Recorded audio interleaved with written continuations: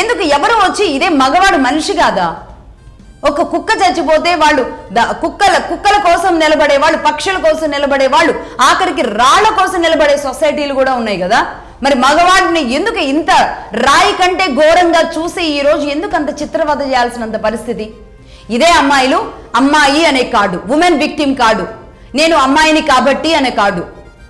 అమ్మాయి తన శరీరాన్ని ఎరగా చూయించి తాను డబ్బు సంపాదించుకోవచ్చు, ఏ రూపంలో అయినా సరే తన శరీరాన్ని చూయించి.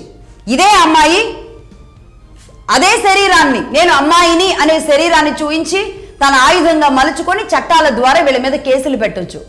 ఈ అమ్మాయి అనే కార్డు, ఈ అమ్మాయి అనే శరీరం ఇంకెన్నాళ్ళు ఈ కార్డులు వాడుకునేది? సమానత్వం దగ్గరికి రాలేదా?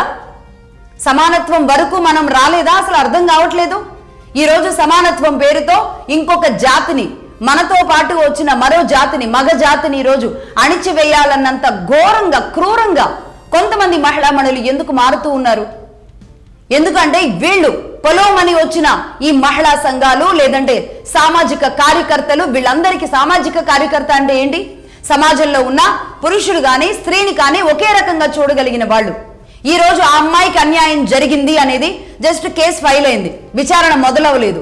ఎలా వస్తారు వీళ్ళందరూ? ఎలా వచ్చి ప్లకార్డులు పట్టుకుని న్యాయం జరగాలని మాట్లాడతారు? అంటే ఎవరికి వాళ్ళు మనమే తీర్పులు ఇచ్చేసేయాలా?